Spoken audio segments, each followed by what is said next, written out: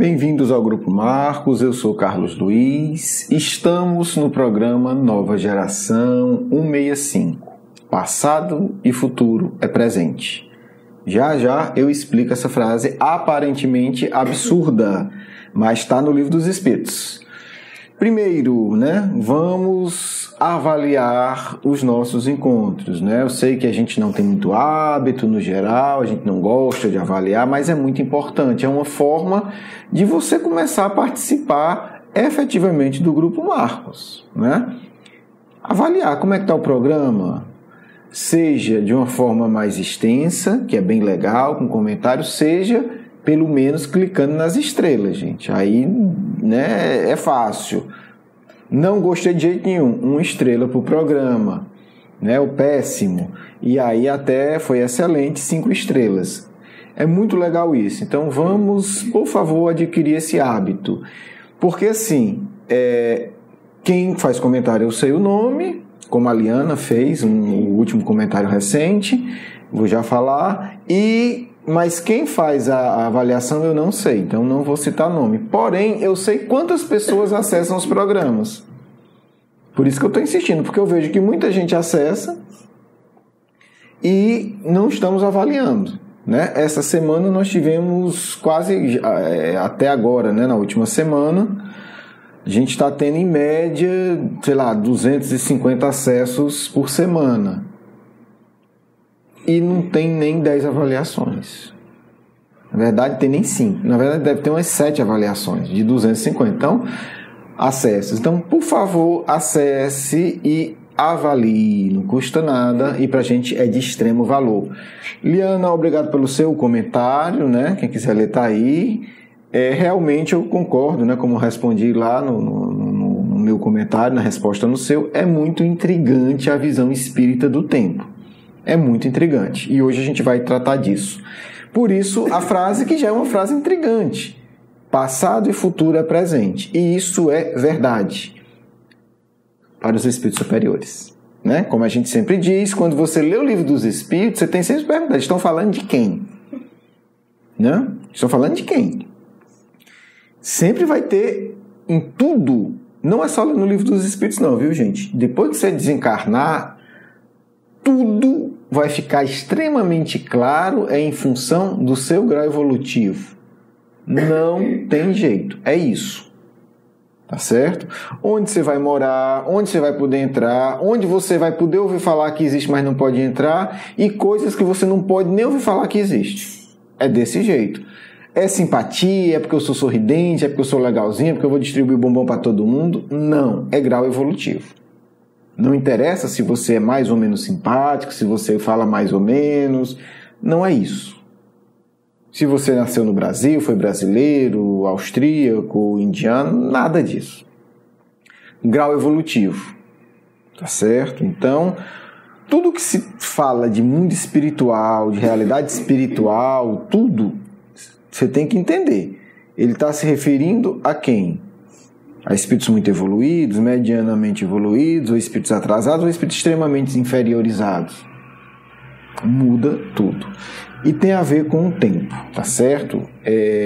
Por exemplo, você chega para um espírito inferior que está sofrendo muito, desencarnado, ele vai dizer que está no inferno e ele está. E ele vai dizer que acredita que nunca vai sair dali. E é verdade. Porque a sensação extremamente desagradável, aliado a uma compreensão extremamente limitada, ele vai dizer, não, isso aqui é um sofrimento eterno. Ele não está mentindo. Ele está falando a verdade do ponto de vista dele. Certo? Então aí você vai dizer, então o inferno existe. Existe para ele, naquele grau evolutivo. Daqui a pouco ele sai de lá. Aí ele vai já mudar a concepção. Então, quando dialoga com os espíritos, tem que ter esse cuidado. Kardec tinha esse cuidado com uma elegância, porque também fica deselegante. Chegar e perguntar para ele, mas tu é evoluído? É meio constrangedor, Assim, se o cara disser que vai dizer, não, mas tu é arrogante. Então, Kardec tinha toda uma técnica, a gente não vai estudar isso agora, mas um dia a gente estuda, de muito sutilmente fazer perguntas e observar nas entrelinhas para ele entender o grau evolutivo do espírito que estava se comunicando. A partir dali ele entendia do que ele estava falando. Né? O livro Céu e Inferno é um conjunto maravilhoso dessas perguntas. E mais ainda, né, a grandiosa Revista Espírita. Ok. Isso tem a ver com o que a gente está falando? Tem, porque quando o Espírito fala que está no inferno, ele está falando da percepção dele de local e de tempo em que ele está. Nós vamos estudar isso agora, mas já a gente entra nesse assunto em poucos programas, né, que é a percepção da dor. Agora a gente está só na percepção do tempo. Já tratamos isso no programa anterior. Hoje a gente vai pegar 2 pontos. Vou fechar, né, concluir aqui a questão do passado e depois vamos falar ainda hoje do futuro. Rápido. Se der tempo, né? Se der tempo. É sempre uma tentativa, né, de estruturar temas tão ricos, tão empolgantes, comprimir aqui no tempo. Vamos lá. Ainda na questão 242. Como os espíritos têm conhecimento do passado, esse conhecimento para eles tem limite? A gente já trabalhou um pouco isso, mas há um aspecto muito curioso que eu queria comentar só para a gente partir para a reflexão sobre o futuro. Para o espírito, quando ele está no passado dele, ele revive tudo isso. No plano espiritual, a sensibilidade é muito maior. Se a gente consegue fazer isso aqui encarnado, né? Se é relativamente fácil fazer o indivíduo regredir e ele reexperienciar o passado, inclusive para curar traumas do passado, né, que ele não superou, e aquele trauma que ele não superou e não lembra, está impactando a vida dele atual, impedindo que ele cresça profissionalmente, impedindo que ele se cure de uma doença física, impedindo que ele supere um medo, enfim, bloqueando a vida dele de alguma forma. Imagine no plano espiritual. Então, o que Kardec está dizendo aqui hoje é perfeitamente comprovado, inclusive para nós encarnados. Só que detalhe, na época de Kardec, você não tinha um desenvolvimento da terapia que trabalha, né, com regressão de memória. Não tinha. Hoje você tem associações, né, formadas por médicos e psicólogos que dão, né, cursos de formação legalizados. Você tem outras formações. Eu participei da formação, né, criada pelo Roger Ugler.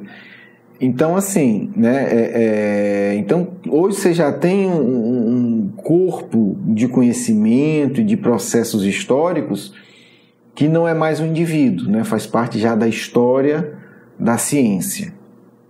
Né? Tem várias pesquisas, eu não vou citar aqui, senão a gente foge. Então, assim, o que os espíritos estão dizendo aqui que poderia impressionar muito o leitor do século XIX, hoje é ponto pacífico para quem estuda o assunto. É possível fazer regressão e é possível fazer um modelo de regressão em que o indivíduo revive quem ele era. Certo? Vamos agora para uma coisa bem interessante na 243. Eu respeito todo mundo que tem medo de fazer regressão de memória. A gente respeita de coração porque eu sei que não é fácil, nem sempre a gente está preparado para olhar as desgraças que a gente fez, nem sempre a gente tem condição, né, de se dar conta que nós cometemos os piores crimes imagináveis, né, seja numa reencarnação mais recente, seja há 1000 anos atrás ou há 3000 anos atrás. Então, é muito duro. Então, eu não tenho nenhuma crítica em quem prefere não mexer nisso. Nenhuma crítica. Eu tenho, sim, posso usar a palavra crítica, mas eu levo um ponto espírita que aí por esse eu brigo. Porque a gente não pode misturar a nossa limitação com a limitação dos espíritos superiores. Ou querer limitar a lei de Deus porque eu tenho medo. Por isso, o que é que eu estou dizendo? Questão 243. Vamos lá. Porque assim, Kardec pergunta, os espíritos conhecem o futuro? Isso depende ainda do aperfeiçoamento deles. É o que eu digo. Se fosse a rigor, todas as respostas do Livro dos Espíritos teriam que começar com essa frase. Né? Mas quando é mais necessário, os espíritos repetem. Mas é a lógica do Livro dos Espíritos. Frequentemente, eles apenas o entreveem. Porém, nem sempre lhes é permitido revelá-lo. Quer dizer, nem sempre os espíritos veem, e os poucos que veem, frequentemente não pode se comunicar para a gente. Quando o veem, olha que interessante, quando os espíritos evoluídos veem o futuro, parece-lhes presente. Por isso que eu comecei retomando a questão 242, para vocês entenderem. Quer dizer, a percepção do espírito é de tal monta curiosa que quando o espírito se projeta para o passado, ele revive o passado. Mas quando ele se projeta para o futuro, ele vive o futuro. O futuro espírito superior, gente. Um espírito superior, quando ele vê o futuro, ele vive. Ele não sabe. Ah, não, eu sei que daqui a um ano eu vou desencarnar. Não, não é assim. Ele vê, ele vive. Por isso que esse povo é tudo paz. Por isso que esse povo é tranquilo demais, gente. Ele vive. Vou dar um exemplo didático, bem grosseiro, mas eu acho que ajuda. Tá aqui o Carlos muito preocupado. Meu Deus, conta para pagar, não tem dinheiro. Ave Maria, será que eu estou desempregado? Digamos, no momento eu não estou, graças a Deus, mas passei por várias e várias fases, até recente. E aí, assim, aí, meu Deus, e agora? Como é que paga as contas? Tá acabando as reservas e já estou no limite. Se o Carlos fosse um espírito superior desencarnado, só para dar ideia, ele se concentraria e ele não saberia, ele veria. Ah, eu estou vendo que daqui a tantos meses está tudo resolvido. Então o Carlos tem paz. Você vai se preocupar com o quê? Se ele já está vivendo a resolução do problema dele, ele já sente. Olha que fantástico. Por isso que os espíritos falam de uma paz indescritível. Porque, meu amigo, não tem o que se preocupar nesse sentido, né? Você sofre a dor do momento, mas você sabe que você não sabe teoricamente, porque teoricamente a gente sabe também. Mas ele vive já a solução do problema. E aí vou continuar na resposta. O espírito vê o futuro mais claramente à medida que se aproxima de Deus. Então, quanto mais evoluído o espírito, baixíssimo, tendente a zero, o índice de angústia e de preocupação dele. Porque ele já vive a solução. Por isso, gente, olha, eu estou trabalhando só a questão 243. Olha como é delicado a vocês que no futuro vão trabalhar. E tem que ser um ramo da psicologia, gente, senão a gente não sai do atoleiro. O Maslow já começou um pouco, já está a dica aqui para quem for estudar. O que é a psicologia de um espírito evoluído? É diferente a concepção de tempo dele. Porque se ele não tem isso totalmente quando ele encarna, ele tem um pouco disso. Então, a gente vamos ver um pouco do que a gente tem do comportamento do Cristo. Ele não se preocupa com nada nesse sentido. Porque ele já sabe o que vai acontecer. Ele já sabe. A questão só é, vai dar certo agora ou daqui a tanto tempo. Então, a gente vê o Cristo chorando pelo quê? Olha que curioso. A gente não vê o Cristo chorando. Ai, meu Deus, vai dar errado. Ai, será que vai não sei o quê? Não. Não é uma passagem. A gente vê o Cristo emocionado, chorando, ou sendo austero, áspero, com o nosso sofrimento. É como quem diz, ele fica triste porque diz, não precisa sofrer. Ele se comove com a nossa tapadez, se existe essa palavra, entendeu? É isso. Ele vai e sabe que Lázaro está morto, ou aparentemente morto, ele já sabe. Ele vai voltando, a pessoa diz, mas senhor, se você chegasse antes, Lázaro não tinha morrido. Ele diz, não está morto não. E continua. Quando ele vê Marta e Maria, principalmente Maria, que tinha uma ligação mais profunda com ele, que entendia melhor o que ele dizia, quando ele vê as duas chorando, as irmãs de Lázaro, ele chora. Olha, ele não está chorando porque Lázaro, mas porque ele já disse que ele não morreu. E ele sabe que ele vai, né, chamá-lo de volta. Isso ele já sabe.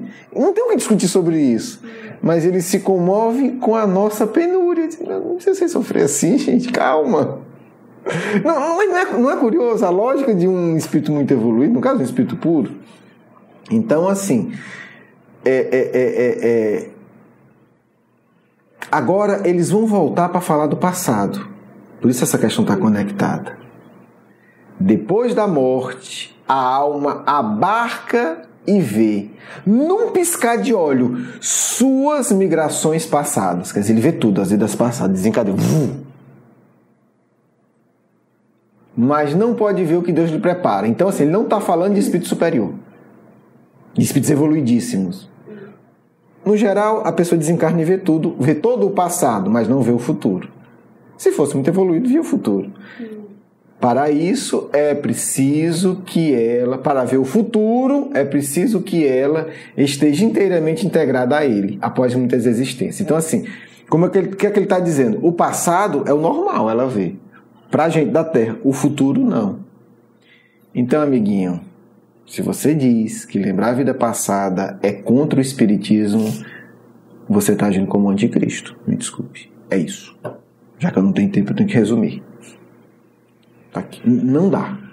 Você pode achar que não é apropriado para muitas pessoas, você pode achar que não é apropriado para você, você pode achar que é desaconselhável, respeito. Problema nenhum. Se você diz que em nome do espiritismo é proibido regressão de memória, você está sendo um anticristo. E você está prejudicando muita gente.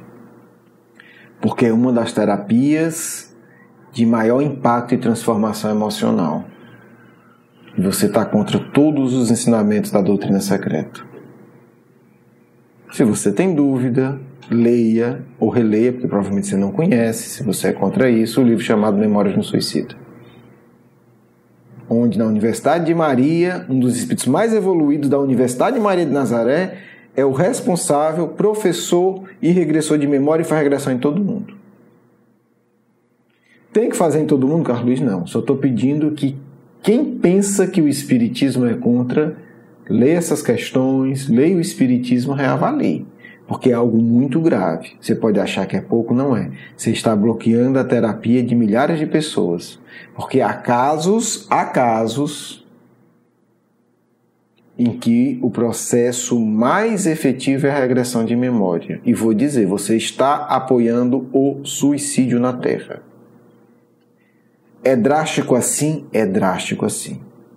Espíritos levianos que estão reencarnados como espíritas e com muita facilidade pronunciam isso, eles estão sintonizados, eles estão apoiando, estão patrocinando o suicídio. De onde é que eu tirei isso?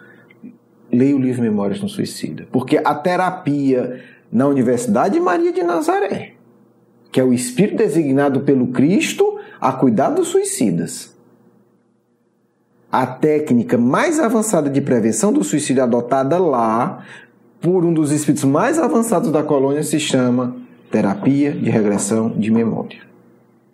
Não foi eu que psicografei esse livro, quem dera. Gigantesco. É um livro revisado por Leon Denis, por uma das maiores mentes da história do espiritismo. Então, assim, publicado pela Federação Espírita Brasileira. Então, assim, tenha muito cuidado. Se você não quer se meter do assunto, não se meta.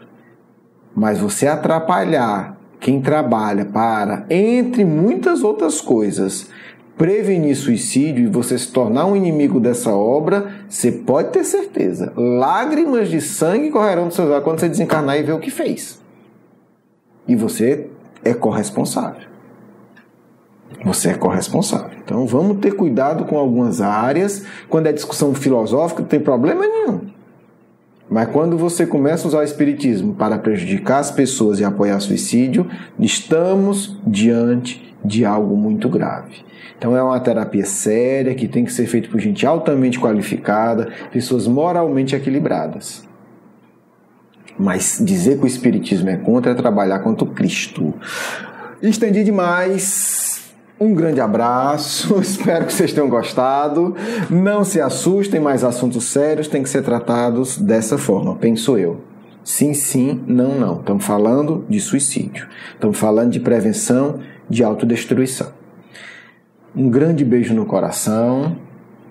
Continuamos o tema no nosso próximo encontro, né, para concluir essa etapa. Vamos para a nossa segunda parte. Que o Cristo esteja em todos os corações. Todos. Precisamos muito de uma compreensão exata justa e muito equilibrada do Espiritismo para que consigamos organizar as nossas vidas de tal forma que a nossa dor nunca nos leve a aumentar a dor do próximo. Muitos espíritos, padres, místicos baratos e enclausurados que não buscaram o retiro para a elevação, mas covardemente fugiram da vida durante a chamada Idade das Trevas ou Idade Média. Por misericórdia do Cristo, reencarnaram no Brasil e muitos, grande quantidade, atuaram e ainda atuam no movimento espírita. A esses espíritos incapazes de enfrentar a vida atual, os desafios, não podemos esperar que eles permitam espíritos que querem crescer corajosos enfrentem o passado difícil. Eles proíbem e proibirão sempre, até se tornarem cristãos, qualquer prática que leve à verdadeira espiritualização. Eles carregam um preconceito que não controlam da comunicação mediúnica. Eles carregam um preconceito que caminha para a loucura, contra o conhecimento de vidas passadas. Eles distorcem textos, interpretações, colocam palavras na boca de pessoas honestas, dizendo que eram contra a regressão de memória. Nunca, filhos, um indivíduo espiritualizado será contra a regressão de memória. Nunca um filho dos processos de espiritualização do passado irá negar isso. Na verdade, vocês podem sempre se questionar. Quando verem indivíduos de forma ferrenha e cruel, sendo contra algo, qual será o passado que está por trás dessa postura inflamada ou da política torpe de gabinetes e corredores que se manifesta de forma tão triste no nosso movimento brasileiro? De onde vem isso? De práticas espirituais honestas? De pessoas que seguiram os exemplos do Cristo se tornando verdadeiros apóstolos? Ou de seres inquisitoriais, de mentes totalmente doentias e que querem dominar e controlar, querem usar poder para sustentar a ilusão terrível de uma falsa grandeza que nunca tiveram, porque nunca trabalharam para alcançar. Sabemos que esse tema é muito duro, que é difícil reconhecer que no seio do Consolador temos tantos falsos profetas. Não devemos brigar com eles, filhos. Devemos nos precaver. Devemos lembrar a mensagem do Cristo. Lobos vestidos de cordeiros. Devemos saber que acima da maldade e da astúcia humana está a pureza do amor do Cristo. Devemos compreender que só lobos caem em armadilha de lobos. Vocês poderão seguir o exemplo do mestre. Vocês poderão ler com um pensamento elevado as páginas de Allan Kardec.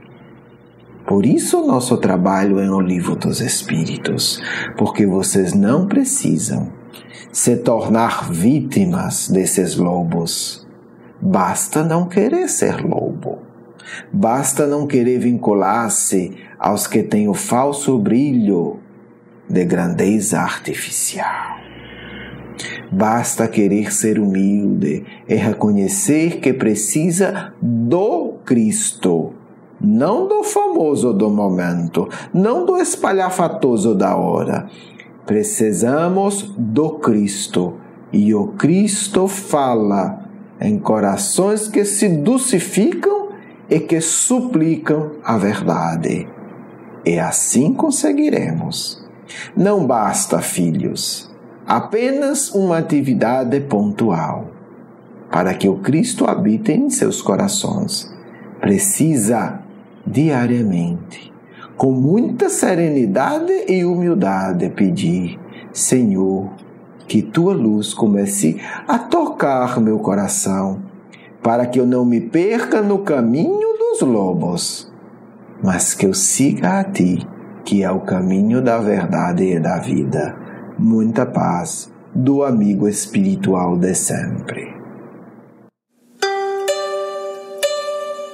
Quero agradecer o seu carinho, a sua atenção, e para conhecer mais do nosso curso Educação Espírita, um convite à juventude, do nosso programa Nova Geração e os nossos livros, por favor, visite o nosso blog grupomarcos.com.br. Você é muito bem-vindo.